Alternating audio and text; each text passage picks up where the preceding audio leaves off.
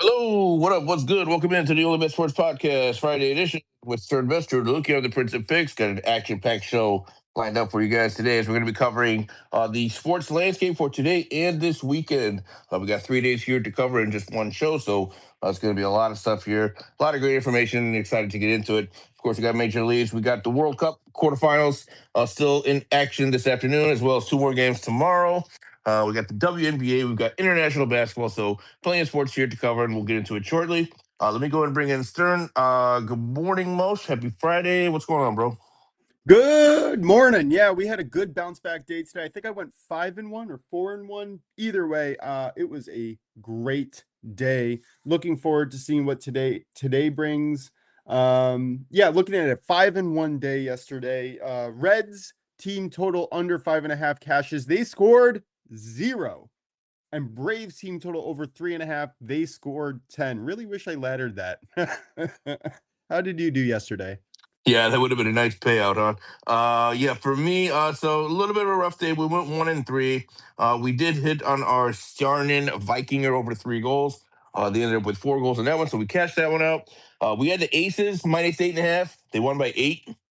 Then we had Turks and Caicos under 140.5. They hit 141.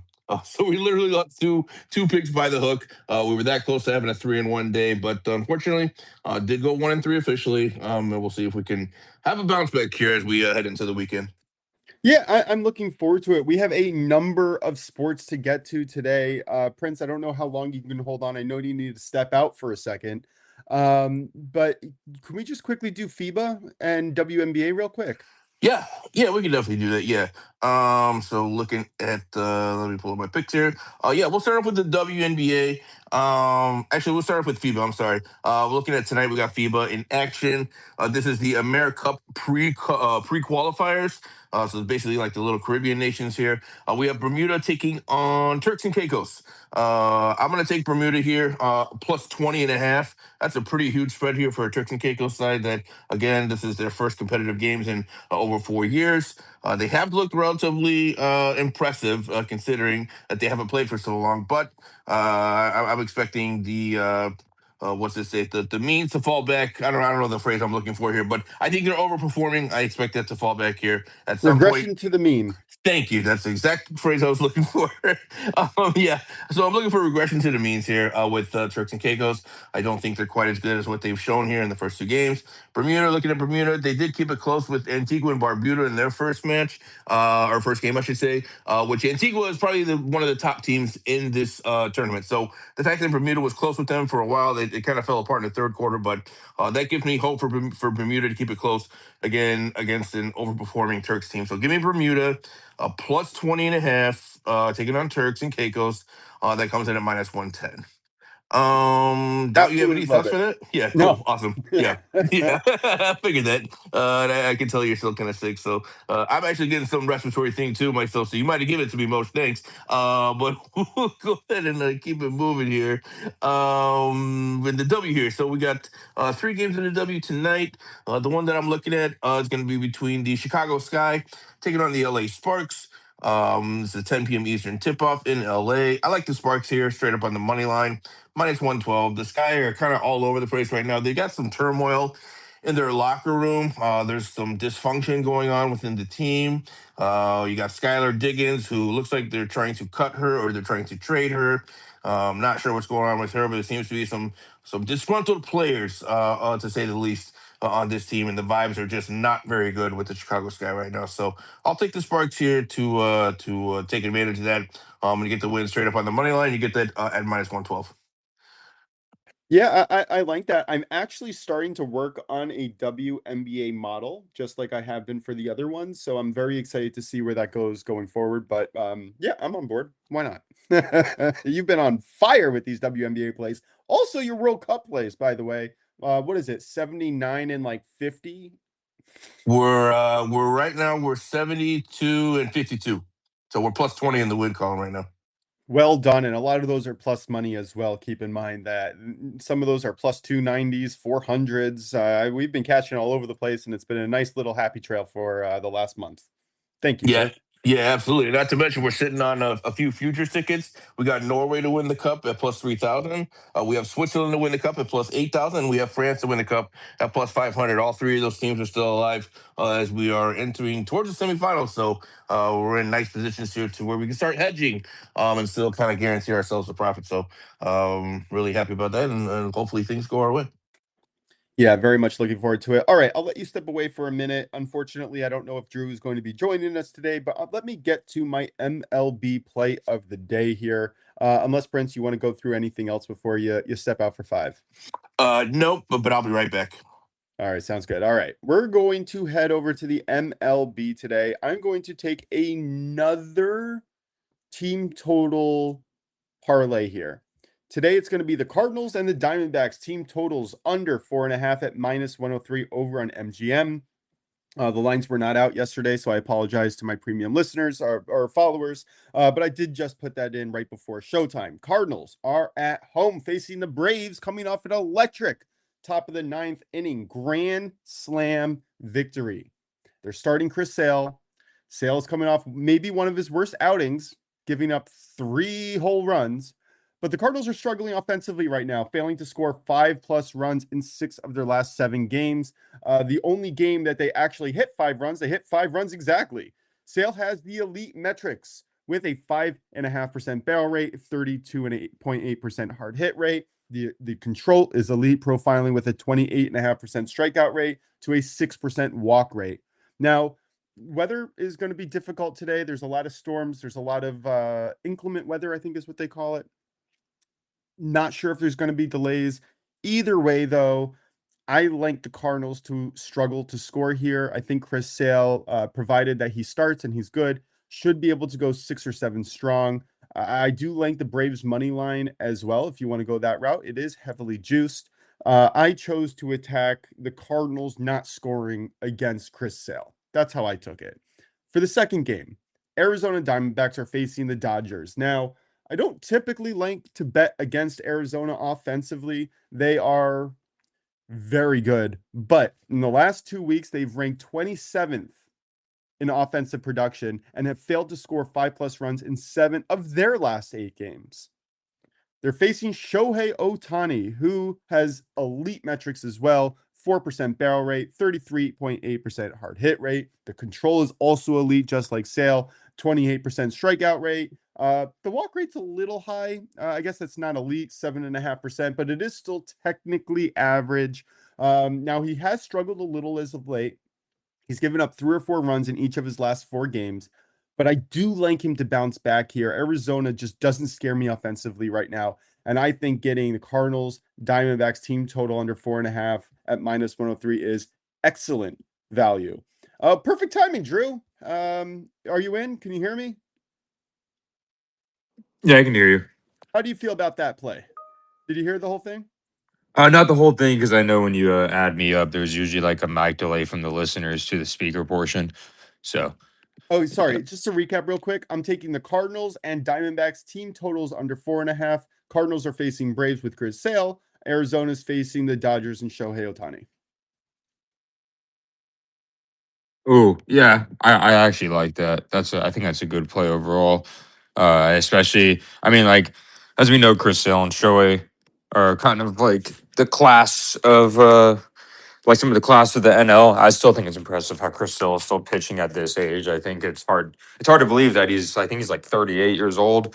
It feels like he's still young because he's pitching like it. He's one of the best pitchers ever. So You yeah, know, you know who I he like it. reminds me of? Not necessarily with the dominant velocity, but maybe just the way that he is so tall and lanky and how he comes at you from the mound. A little bit like Randy Johnson. Yep, Just a little bit. Like he's got that wild hair. He's just I don't know. He's a lot of fun to watch. He's one of my he has favorite that pitchers. release. Yes, he does, and it gets released real close to the batter. It's hard to see. I So really that's where something I've learned from some people where I've talked analysts talk about it. They say like Chris Sale's 95 miles per hour that he usually like throws feels like a 99 because he's so close to the plate. And then old school batters were saying, yeah, Randy used to be the same way. His 99 felt like 105. because he Yes, was so tall. and that is due to something called extension. If you go to Baseball Savant, you go look at individual pitchers' profiles. You can go scroll down. It's on the last line there, and you can see extension. And extension means at what point during his release or during his pitch, his throw, does he release the ball? And the closer it is to the batter, the less time that they have to react to it, which in turn feels like it's a faster than what he can actually throw. And he actually has a 6.6-inch extension, which ranks within the top 30% of the league, which may not sound so great, but there is a lot of people with incredible extension without all the other factors like the whiff rate, the strikeout rate, the walk, the barrel, the hard hit rate, the ground ball rate. Everything he has is a complete picture of an elite pitcher. Sorry. And like getting to the top 30% of the league with all those elite metrics really kind of adds to an elite pitcher. Where are you going, Drew, today for your baseball play of the day?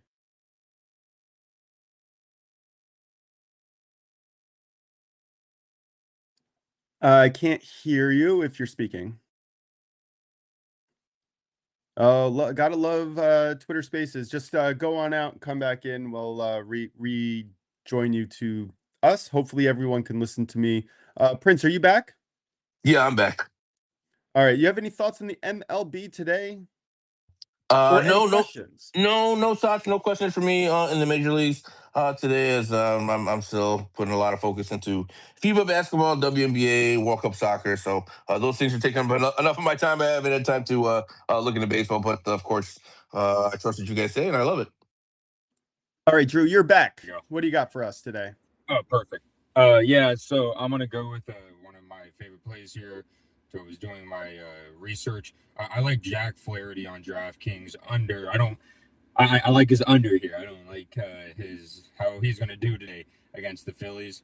I know the Phillies, they haven't been working starting pitchers as much as we would like them to, especially at Great American Ballpark. I think they let Brady Singer go like they let Chase Burns, I think, go 6. They let Andrew Abbott go 6. They let Brady Singer go 7.1 innings. But I think going to Great American Ballpark against pitcher in general that I faded most of the year this year so far, I expect to be positive regression from the Phillies offense, especially against a pitcher that doesn't really like to throw strikes, because like Brady Singer and like Abbott will generally like to throw strikes. Chase Burns is just an absolute flamethrower. Jack Flaherty's last 5 starts in general. He's only covered this 15.5 once. His last start, he covered at 5.2 innings pitched at the Rangers. Believe it or not, with Jack Flaherty, it's funny. He doesn't give up that many runs. He hasn't had a bad ERA necessarily as of recent. He has a 4.6 this year, but it was much worse. But his biggest issue is walks, high pitch counts, and he looks for the strikeouts, and that's what gets him out of the game. Because if you see here, he had a game, I think a few games, 3 innings pitched, but and then against Seattle, he had 5 innings pitched. They didn't let him go in the 6th inning with only 87 pitches. So he doesn't really go to 100 pitches. So if he gets around 80-something pitches going to the 6th inning, AJ Hinch, the manager, usually doesn't like the order. So I expect Phillies to knock him out, not necessarily early, but he only goes 5 innings at most. And people may say like, oh, his average is the last 5 games is close to 5 innings, but there's a big gap between the 5-inning mark and the inning, because usually that's when managers like pitchers out. So there's a difference between 4.1 innings pitched and 4.2 versus 5 and 5.1, because the ending can cause a manager to take a pitcher out. Sometimes they'll let the pitcher, like, hey, a pitcher could be doing terrible in the 5th inning, and they're like, okay, let's let him finish this inning, and then we'll take him out in the 6th. So I like Jack Flaherty under 15.5 outs here. Yeah, I like this play a lot. I'm also on the Phillies run line plus 1.5 and sprinkled a little bit on their money line. Jack Flaherty has an 8% barrel rate to a 47.2% hard hit rate. So sure, his whiff to strikeout numbers are fine, but with a really, he has a 10.5% walk rate. With that combination, things can get ugly really quickly. And he also does pitch worse at home. I think he has a home ERA. Yeah, 4.91 home ERA.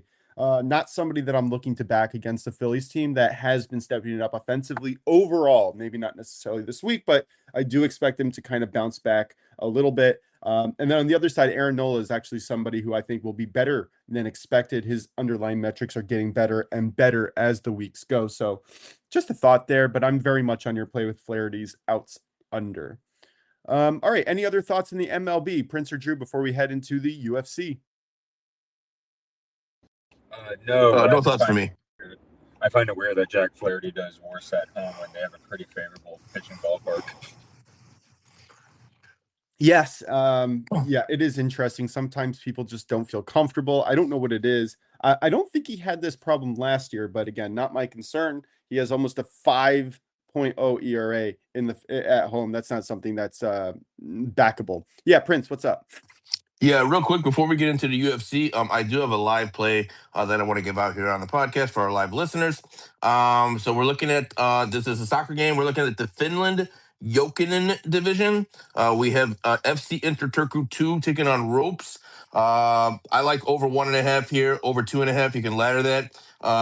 Play it at whatever price you like, but looking at Interturku, they've seen over 1.5 hit in 32 straight matches for their game. So whether they score, whether Rope scores again, I think we're at least likely to see one more goal. This game is not going to end 1-0. So live bet alert, Finland Jokinen division. Interturku 2 Ropes ladder bet over 1.5, over 2.5 goals. Play it at whatever price you like. Yeah, well done. Looking forward. If anybody sees that line open in Pennsylvania, please let me know, or wherever you are. I could not find it pre-match, so unfortunately may not be able to follow. But if you do find it, please message me or give us a notification or put your thumbs up or something so that I can also try to find it. All right, UFC 329. This is what we would call a banger of a card. Exciting, back after a week. I personally need a bounce back 2-3 weeks ago. Didn't have a great card, although I will say that we are very profitable for this year. I'll get out my official numbers soon. We have Max Holloway, the elite BMF, former BMF, versus Conor McGregor, coming off a 5-year break, including a lot of extracurriculars, including movies, parties, so on and so forth. I think liquor brands. This man has been everywhere. He is now 38. It's going to be interesting to see if he can really hold up physically over 5 rounds. The way I see this fight going, one of the two knocks each other out in the first 30 seconds to a minute, right? I think that's really Conor McGregor's real path to victory, because his left hook is still there. And Max Holloway is going up 25 pounds than his normal fighting weight. So it'll be interesting to see if Max Holloway will still have the elusiveness and can take the punishment from going up to such a bigger weight class, honestly. Now, what do I think is actually going to happen here? I think that Holloway has been fighting the best of the best, and he has enough experience lately to be able to dip and duck. Dip and duck? That's not the right phrase. Dink and dunk, whatever it is, to get around McGregor's early violence. Now, as if he passes the first or second minute mark, the odds are going to just completely overwhelmingly favor Max Holloway. I really think McGregor's best shot is to get this done in the first minute. I think Holloway is way too quick.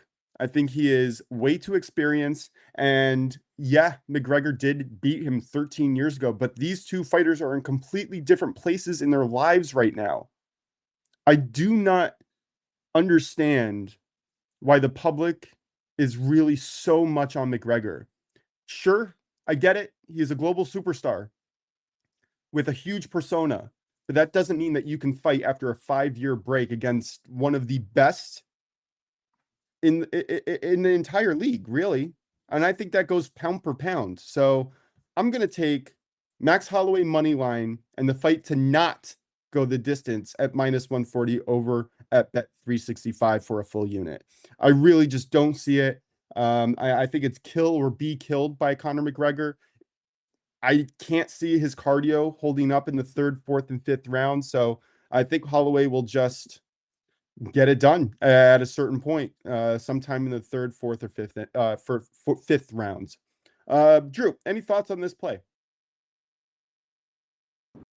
Yeah, I see the side that people are taking McGregor a lot of money. Has one of those like auras in general. He's one of the, I think he's probably the most successful in terms of box office fighter ever in UFC history. It's nothing to do with how necessarily great he is. Of course, the are considered like Silva and John Jones, but I think the people that are on McGregor is because Holloway has lost 2 of the last 3 fights, didn't necessarily look good against Oliveira, and the last like actual that he won was against Poirier. A lot of people think Poirier might have thrown that, but I still like the side of Holloway here. He hasn't looked great the last few fights in general, but if we can get the Holloway that we saw or that beat Gaethje, and Gaethje has been great lately, I think we'll be good here.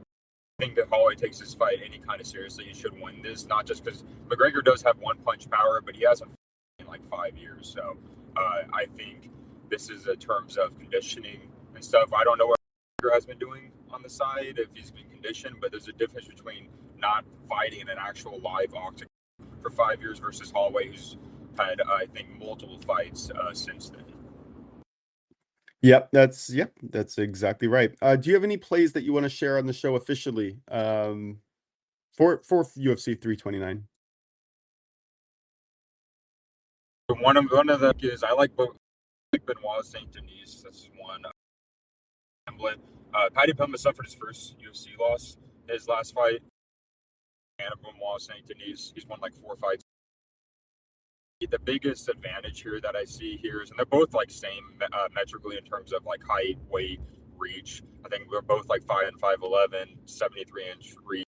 But Benoit St. Denis is a much better grappler, big grappling advantage here. And Paddy Pimblett's biggest disadvantage is his takedown defense. He doesn't succeed well in this, and I think Benoit St. Denis is an overall better fighter. He is the favorite. I think there's pretty good odds to take him as the favorite. I love watching Paddy. There's a lot more flaws in his game than Benoit St. Denis' game, and I don't think. I mean, the fight honestly is the co-main event. It could go the distance, but I just don't see Paddy Pimblett knocking out Benoit St. Denis here. I think that's the only way he can win. Honestly, I actually kind of like him to win by submission. Not an official play by me, but I think people are severely personally, and again, we are okay to disagree on the show. If we feel strongly enough about it, we can do a showdown.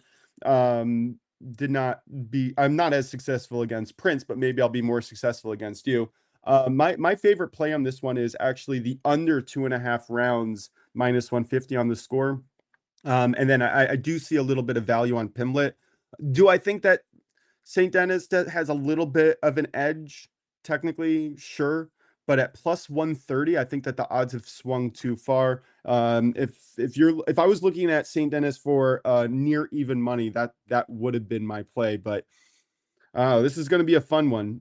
Just keep in mind, Pimblett's only been finished once in his career. St. Denis has been finished 7 times, I believe, before the end of the bell. So this is going to be interesting. It's kind of kill or be killed in a type of world, and I actually like a lot of fights to kind of end before the final bell here, and this is kind of one of them. Any thoughts on the fight to end before the 2.5 round mark?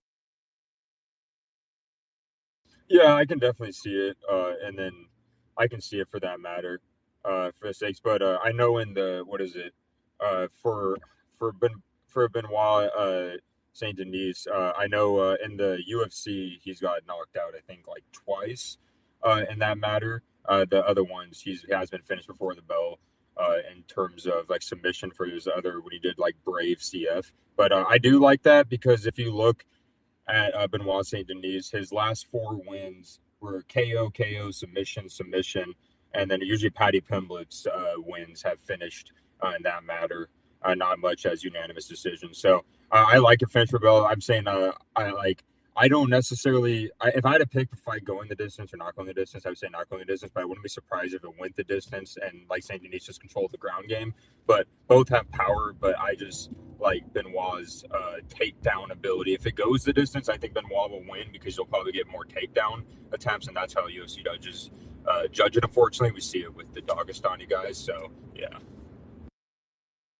Definitely going to be a fun fight. Any other thoughts or plays on the card itself? I know that I disagree with you in at least one or two other fights. And I'm happy to debate. Hey, It's a lot of fun. Yeah. Oh yeah, that's just how it goes sometimes, and it makes it more fun that way. It's good to have disagreements, especially on a podcast. Oh, 100%. General. I am so excited. I know I shouldn't be, but I'm excited to see who wins on the 3 matches that you gave out on our little chat the other day. Oh yeah. Oh, so excited. It's the most fun, and I know that I'm only trying to hit it around 55% of the time, so it could really go either way. But that's Anyway, sorry. Go on. Oh yeah, definitely. I would say the other one I like. This is for plus money. I think it's like plus 115. I don't know if the line necessarily moved on it, but it's Mario Bautista to beat Corey Sandhagen. Sandhagen is the favorite. This is one of my underdog plays. Usually there's one underdog I like. He's been amazing. He's 10-1 in his last 11 UFC fights. And I think I just looking at advantages here. And I think Batista has the advantage in just both striking volume and grappling. Sandhagen, he's been 4-4 in his last 2 UFC fights. And I just like the hotter fire here with Mario Bautista. You can make an argument, there could be a level of competition factor, but I just been liking how Mario Bautista's been fighting versus Corey Sandhagen. That's officially, how it is. So I think there's really good value on the underdog here.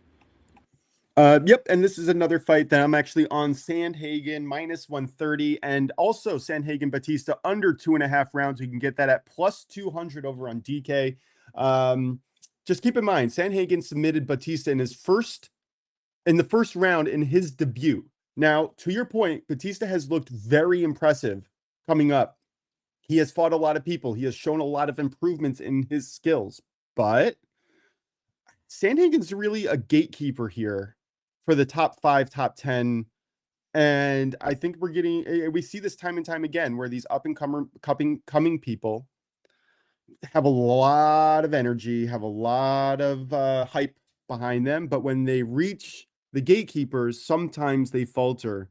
And I would kind of give this a minus 155, minus 160 line towards Sandhagen. And at that point, I might actually lean on Batista, but minus 130 on Sandhagen, I think is just a little disrespectful. I'm not saying that Batista is not going to be competitive in this. I thought the odds were just a little too low. No, I definitely agree with you. I think usually when I see fighters go in their debut fight like that, I generally don't like betting them because I forgot this one guy that it was one of the Japanese fighters that was fighting.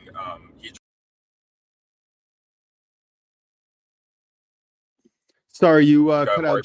Sorry, go on. I think Mario Batista has matured a lot since then. I remember that Mario Batista fight against Sandhagen, I usually will fade the debut person if they expect that. So this is gonna be an interesting fight. It's gonna be fun to watch.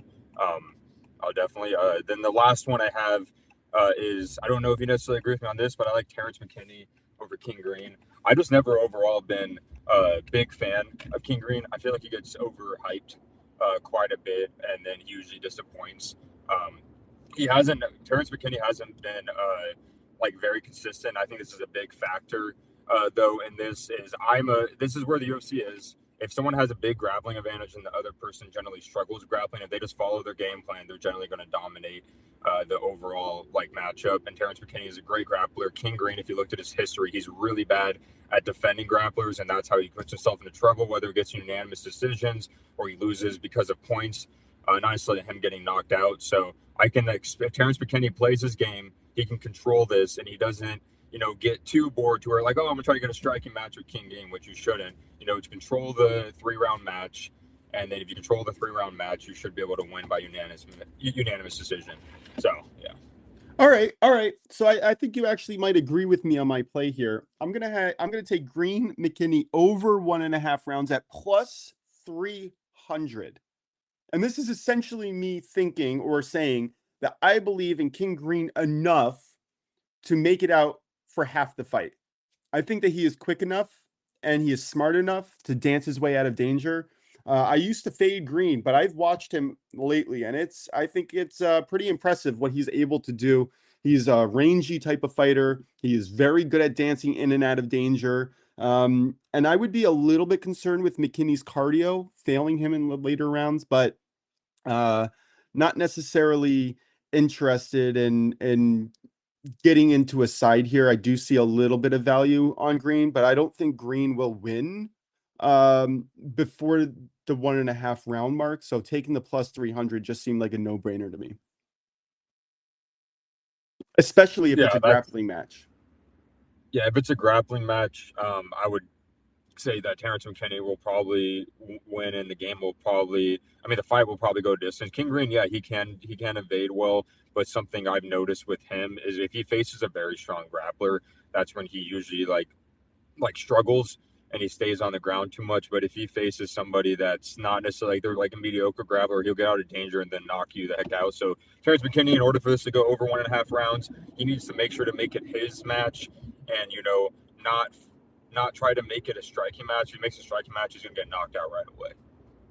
Yeah, that's definitely a possibility there. All right, we've talked about 4 out of the 5 final fights on UFC 329. So I just want to bring in the final fight and then we'll move on, unless you guys are really interested in hearing all of our takes for the UFC, which I'm happy to do. We got some time.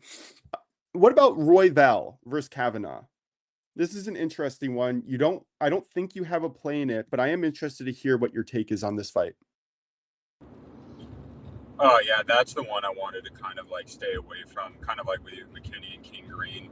I don't really see much edge on either side, so that's the one fight I'm gonna watch, and possibly live bet, I would say. So I was trying to see like in the rounds, but I don't know between them two. Those are two fighters where we don't know what fighter we're gonna get, So yeah. I actually kind of see this similarly to the Gatekeeper. I think Royval's getting disrespected here. You can get his money line at plus 190, which is what I took on it. Kavanaugh is coming off an upset victory in Mexico City against Brandon Moreno, right? And that's in altitude. Just remember, not an easy place to fight. And correct me if I'm wrong, I'm pretty sure he took that fight on kind of later-ish notice. Yeah, right. I think that this is just an overreaction to that incredible victory. I'm not sure he's going to be able to follow it up against someone like Royval, who really has that elite experience. He is battle tested, and I think he can use his aggressiveness to really control the fight here. Do I think Royval wins cleanly? I don't know. Do I think the plus 190 odds are worth sprinkling on? 100%. And that's kind of my take on that one. Any thoughts there? And then we'll move on to World Cup. Prince is going to have to correct me. I know I'm wrong, but we're going to move to the next sport. Yeah, I think the biggest issue that people, because like what they're seeing is Kavanaugh, did what he did, and people think it may be an outlier, but also Royval, I think he's lost his 2 last UFC fights. So this is one of those. If you bet Royval, it's going to be great. It's going to be great value because of expecting positive, regression. So this is what is it? Royval at his low and Kavanaugh at his highs. So if you believe that Royval is going to bounce back, then this is a really good value, because if Royval does, win this fight, you may not get a good line with him again like this. Ever again. I mean, that man is ferocious. I just, didn't necessarily agree with the line there. Thought there was money on the nearly plus 200 line. All right, Prince, where are we going next? Yeah, so I keep throwing curveballs at you, Mo, so it's not your fault. But we actually do have some we actually do have some domestic league action here that we're gonna look at real quick before we look at the World Cup for tomorrow. But before I do that, real quick, just a live bet alert. We did get the second goal here between Turkey and Rome, so cash out the over 1.5. That has now hit in 42 of the last 44 matches for Inter Turkey 2. So we'll go and cash out that ticket, and let's hope we can get a third goal here. We got about 9 minutes plus stoppage time to get the third goal. So hopefully we can get that, as that has been pretty much a trend for this league and for these two teams. So we'll keep an eye on that here as we go through the show. But Nice little catch out there for the podcast exclusive live play. But looking at today's matches, we are looking at the Iceland one dot deal. This is basically the second division of Icelandic professional soccer, but in your books, it's going to be Iceland one dot deal. We have a 3-leg parlay that we are looking at here as my picks just went away. Okay, here we go. We're going to look at Throtter Reykjavik to score a goal. We're going to parlay that with a Lake near Reykjavik to score a goal. And the third leg of that parlay is just going to be for Norway to score a goal against England. Well, we're looking at these two Icelandic teams here. Basically, we are fading IR Reykjavik, and we're also fading Grota in the Icelandic one dot deal division. Both of those teams have conceded in over 9 straight matches. So we're looking at two teams that are pretty poor form defensively. So we like a goal, again, for Throtter Reykjavik, Lake near Reykjavik. And then in the World Cup, we like Norway to score. That 3-leg parlay comes in at minus 130. And then we'll just move straight on over to the World Cup because I doubt Moshe has any thoughts at all on Icelandic one dot deal division. But I'll ask you anyway, Moshe, do you? No, not really. Yeah, I thought so. All right, let's move. Let's keep it moving. So going into the World Cup, of course, two great matchups. We're looking at Norway taking on England. For this one, guys, I struggle with this one a little bit. If everything was in a controlled environment, I'd say I'd feel a lot more confident about this. It is supposed to be pretty hot and humid in Miami. We're looking at a kickoff temperature with the heat index of around 109. Last time I checked. So that is very abnormally high temperatures to play a soccer match in for two European teams that obviously are not accustomed to that type of weather. However, having said that, this is a quarterfinal. I expect these teams, of course, to be fully motivated, give it their all. I think they'll get over it, and I can't really trust either one of these defenses. So even though we're supposed to be very hot weather, I still think we see goals on both ends. I think we see over 2.5. You have two elite offensive teams here with a lot of deficiencies on the defensive side. So again, despite the hot weather, I do think we're still going to see goals in this one. So I'm going to land on both teams to score and over 2.5 goals at plus 100 for England and Norway. Then looking at the other one, Argentina taking on Switzerland. This one is in much better weather here at Kansas City at night. So we're expecting the temperatures, of course, to be much cooler. I think that is going to have an impact on this game. But you're looking at Switzerland here. They've been pretty stout defensively, specifically in the first half. They haven't given up too much. I think this one might get off to a little bit of a slow and cagey start. I'm going to take the first half under 1 goal between Argentina and Switzerland. And that one comes in at minus 150. Yeah, this is going to be a lot of fun. As we've talked about in these later rounds, we're really slow starts, fast finishes. So I love that. And in terms of the Norway-England pick, I love both teams to score over 2.5 goals in this one. Very much see a shootout. I don't know if either team can keep the other out of the net. So yeah, I'm very much on board. Looking forward to watching these games. Yeah. Drew, any thoughts on World Cup?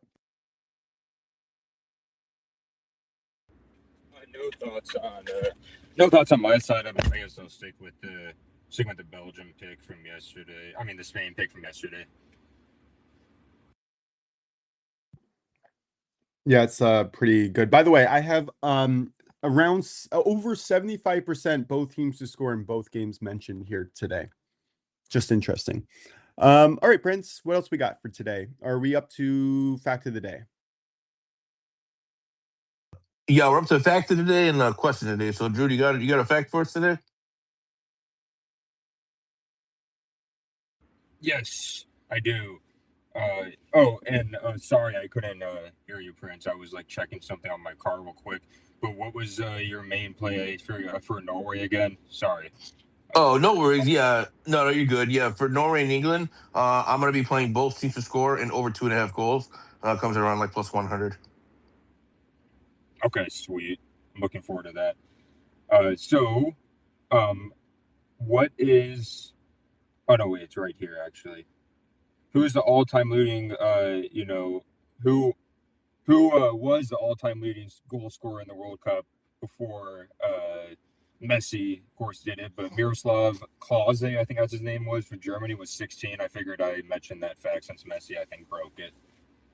So Yeah, he was a great striker, by the way, back in his day, and I'm sure he thought that record would stand a lot longer than it actually did. But that's what happens when you expand the World Cup. Messi's a little bit of a beneficiary of an expanded World Cup, I think, in my opinion. But playing in 6 World Cups also helps as well. So shout out to Messi, the second greatest player of all time at XCR7.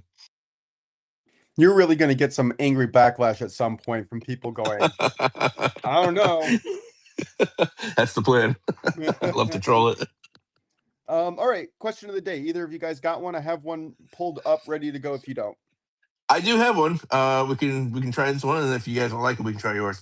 But what I'm looking at here. Okay, so if you're playing in let's say a basketball game, right? Would you rather play only in the first 3 quarters, or only in the fourth quarter? Um, I would say probably the last quarter. I'd like to make a difference. The problem is if it's not close, then you're playing in garbage time. But I think I would probably take the fourth quarter. What about you? Yeah, it's a tricky one, right? Because what if you, like you said, I mean, you probably have more of an impact by playing the first 3 quarters, right? Because you're playing more of the game, all right? So if you're good enough, you're going to get your team to a like an insurmountable lead that the fourth quarter won't matter. So if you're only playing in like you're playing in garbage time in the fourth quarter, like I would hate that, right? If every time I play the game, it's always in garbage time, like that, that would suck, right? At least I know Yeah, that. Bronny James does not look like he's having that Thank much you. fun. Exactly. Do I want? Yeah, the question should be: do you want to be Bronny James or somebody else? It's really how the question should be phrased. But no, I mean, for me personally, it's a really tricky question. I'd probably actually, now that I think about it, probably rather play the first 3 quarters because teams are going to be competing at least in the first 2 quarters, and most of the time in the first 3 quarters. And you never know what you're going to get in the fourth quarter. Yeah, you might have more of an impact hitting the game-winning shot or something like that in the fourth quarter, but I think overall you have more of an impact playing in the first 3 quarters. So it's a really good question. I'd probably go with first 3 quarters. Drew, what about you? So the thing is, where I'm thinking of that is, if I play the first 3 quarters, why the hell am I not playing, like the fourth quarter? So I feel like it would hurt me, like, Nah, you can't so think. You can't think too. different. Yeah, but you can't think No, too no, deep no, about it. You're just gonna. You're What you're I'm pulling a saying, Moch here. Just answer the question. I'm just kidding. no. I'm saying what I'm saying though is like, if I'm thinking of his perspective as in, hey, I'd rather be in the fourth quarter during crunch time, because if I'm only playing the first 3 quarters, I think the opposite. Yes, I can make an impact so the lead stays a certain same, but I would rather play in the fourth quarter because that means the coach usually will trust me to help get the job done, and I'm the closing part of the closing lineup of things. Yeah, it would suck to sit on bench for the first 3 quarters, but I get to come in with fresh legs for the fourth quarter and try to get buckets like I need to. So yeah, that's how I think, and I like being a closing person. Yeah, it's a really interesting question. Interesting to think about. All right, Boches, you want to give a bonus question since we're heading to the weekend? We can go with your. No, Or it's we're good. fine. I think you got a good one. Sure. But if anybody else wants to answer this question or has any thoughts about this weekend or any of our plays, or has a question on MLB, WNBA, MLB, no, I already said that one, UFC, please request and we'll bring you up. We're happy to have a dialogue with you. By the way, real quick, Mo, sorry to interrupt you. Did we want to give out? Is it too late to give out Brian's plays for the PGA? I'm not sure what time those teed off. It might be too late. They might have already teed off. Why don't you give it anyway, and then everyone can go scramble and check and be disappointed or really happy. Yeah, there you go. Okay. Yeah, so what Brian gave out for today's Scottish Open, he gave out 2 plays here. He is looking at Tom McKibben, second round score under 69.5. He's also looking at Michael Thorborn. Oh my God, I can't say this name. Thorbjornsen. Michael Thorborn. Oh my God. Michael Thorbjornsen. Sorry, under 69 Just so you know, this is how we feel saying your crazy soccer names. Yeah, I get it. I'm sorry. I understand now. Oh my God, Michael T. His second round score under 69.5. So again, Tom McKibben under 69.5. Michael T. under 69.5 for the second round. Those are 2 of Brian's plays for today. Oh, unfortunately, it did already go off, and looks like we're going to be one-on-one on those plays, hopefully. Okay, well, we'll take it. Split's better than 0-2, so fine by me. Yeah.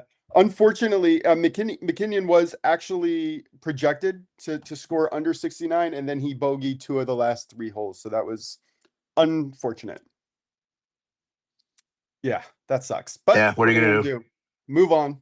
All right, let's recap our best bets. Drew, why don't you lead us off? Yeah, for sure. Let me pull this up right here. So yeah, I have Jack Flaherty under 15 F outs for -127 for baseball. And then for UFC 329, I have Benoit Saint Denis money line at -155, Terrence McKinney money line at -135, and Mario Batista money line at +1.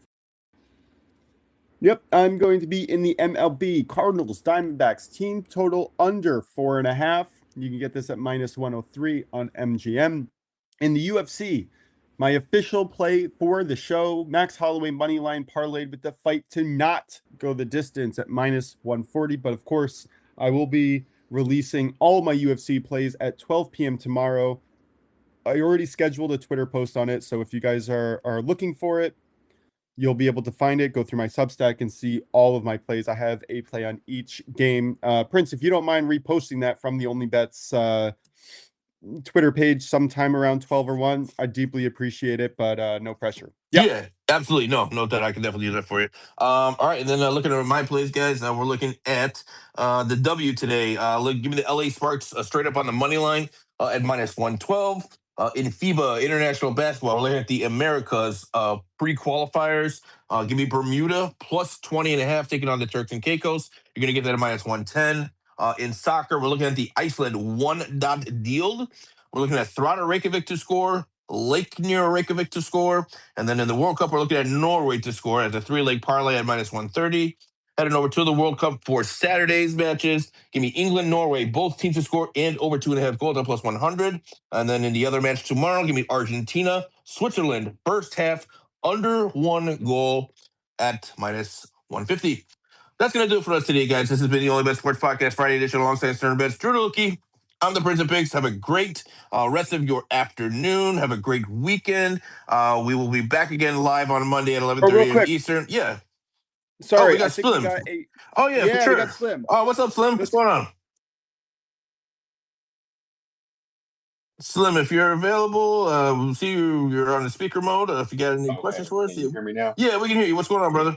Okay. Hi, how's it going, fellas? Uh just glad to be on and hearing y'all. Quick question. Any home run props or soccer goal props y'all think today? I'll go ahead and go for the soccer props first, Most, and then you can answer his home run props. Well, I mean, when I not to cut you off, I meant to say like the goal Yeah, scorers like yeah. Mbappe. Yeah, Okay. yeah, for sure. Yeah, no doubt about it. Yeah. So if we're looking at like the World Cup, for Yeah. today, looking at Spain and Belgium, I don't really have any real strong convictions on any goal scorers for today. I mean, I guess if you wanted to play somebody, you could look at somebody. His name is Oyarzabal is how it's spelled. So Oyarzabal is his last name. Oh, Okay, okay. so you can look for him as like an anytime goal scorer because he's kind of like their main goal scorer for Spain. I don't know how many goals they score. They're typically like a lower scoring team, so I wouldn't put too much on it. But if you're looking for something for today, I'd look at him. But otherwise, if you're looking at like for tomorrow, absolutely, you got to play Harry Kane. In the England Norway game, you got to play Erling Haaland. And then the Argentina game, you got to play Messi. I think those are 3 locks. Gotcha. Of course, Yeah. three of the leading goal scorers in the World Cup. You got to play them every time they're playing. So those are 3 I'd look at tomorrow, and then the Oro Zabo guy. I'd look at him for today.